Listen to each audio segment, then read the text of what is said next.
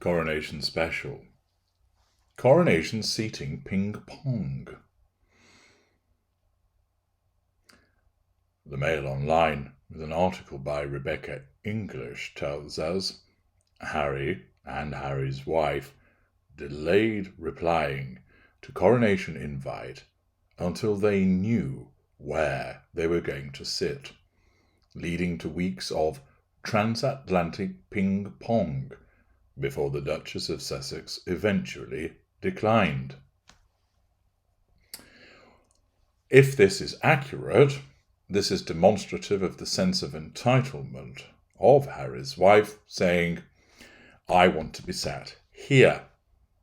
It also is demonstrative of her lack of accountability for her behaviours, whereby it would be entirely understandable that she would be shoved in row Z with a great big yellow candle placed in front of her so that people couldn't see her on television.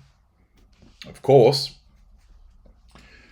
where she's seated, how she's viewed, who she's seated with, all of those factors are applicable to the issue of control because they impact upon the issue of status.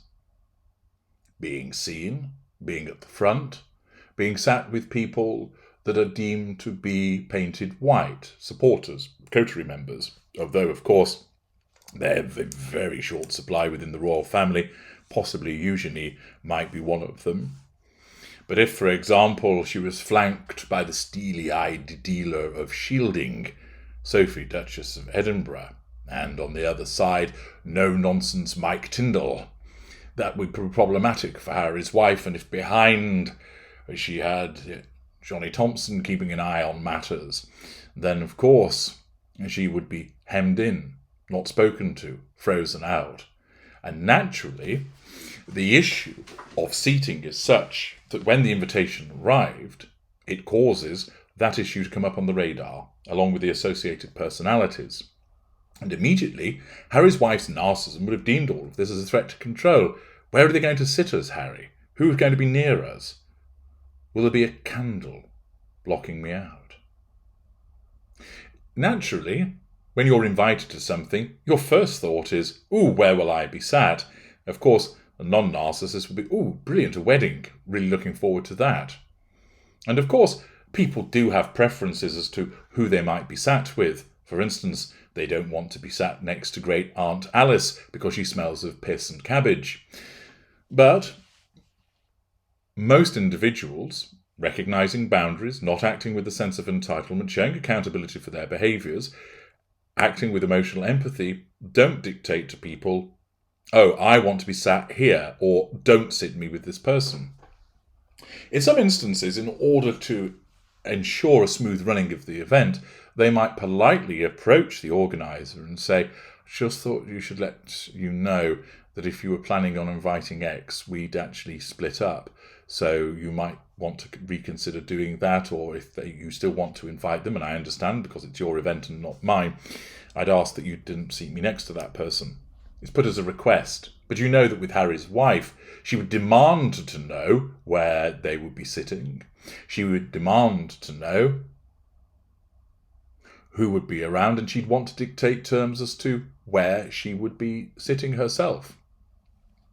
The Mail continues by explaining, Prince Harry and Harry's wife delayed replying to the invitation to the coronation because they were engaged in transatlantic ping-pong and were preoccupied by where they would have to sit, sources have indicated. It's one of the reasons he was so late in confirming his decision to attend the crowning of his father, King Charles III, at Westminster Abbey on May 6th. Neither Buckingham Palace nor a legal representative for the Duke of Sussex responded to a request for comment today, but more than one source has confirmed to the Mail that there have been extensive discussions between London and California over the issue. One said Harry's side was keen to find out, presumably because they wanted to rubber stamp it, what the seating plan at the Abbey is. There's been extensive back and forth about who they, Harry and Harry's wife, would be sitting behind if they came, and who would be behind them. Are they concerned, for instance, that if it was loose cannon Louis, he might be sticking bubblegum to her back. Harry was also preoccupied by this particular detail, the source said, undoubtedly, of course, being needled by his wife saying, "Find out, find out, find out." Another source added, "This is true.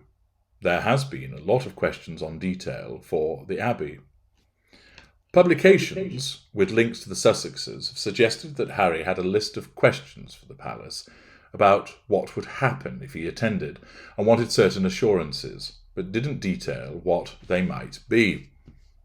When Harry and Harry's wife came to the UK for Queen Elizabeth's Platinum Jubilee, they joined other members of the royal family at St Paul's Cathedral for a service of booing, but notably, and rather awkwardly, they were seated on the other side of the nave from Charles, Camilla, William and Kate, causing wounding, of course.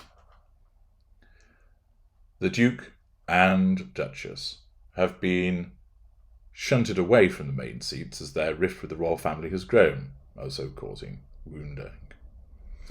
There had been hopes the coronation could provide an opportunity for reconciliation, but members of the royal family are understood to not have an appetite for it at the moment.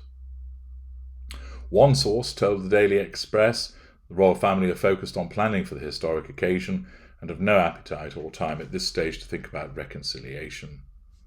The coronation is set to be an awkward affair, with many members of the royal family still enraged over allegations made in Prince Harry's memoir. Wah!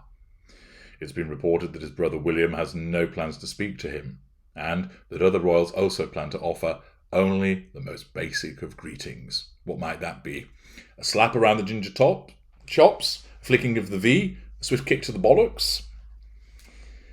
Harry was placed behind William for the Commonwealth Day service at Westminster Abbey in March 2020, his final event before moving to the United States. At his grandmother's funeral last September, he and Harry's wife were squeezed into a corner at the end of the second row, with a candle even obscuring a clear view of the Duchess. At the Jubilee service in June last year, Harry and Harry's wife were shown to their places without fanfare before his father and brother arrived, and there was absolutely no eye contact from the other senior royals when they walked in. The Sussexes found themselves in second row, on the other side of the cathedral next to Princess Beatrice and Princess Eugenie and their husbands, the only members of the royal family who still talked to them. It was the equivalent of social Siberia. The Times newspaper even waspishly described them as the second-ranked Sussexes, and not nearly as important as before. It's unsurprising, therefore, that this behaviour was engaged in for the purposes of trying to manipulate where they would be sat,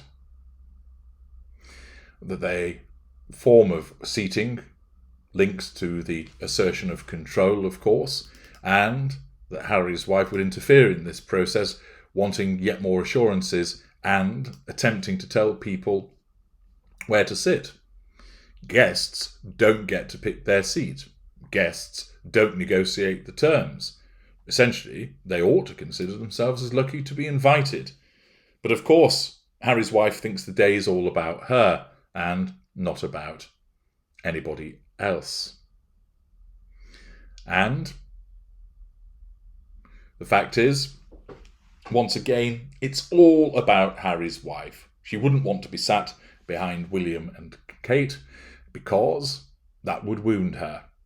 And there's a culmination of where she would be seated that would make her look inferior, the risk of being booed, the need to having to curtsy, the omission from the balcony, all of that coming together, and therefore it was no surprise that Harry's wife, through Harry, sought to manipulate the seating situation, resulting in the pinging and ponging back and forth of communications. I'm H.G. Tudor. Thank you for listening.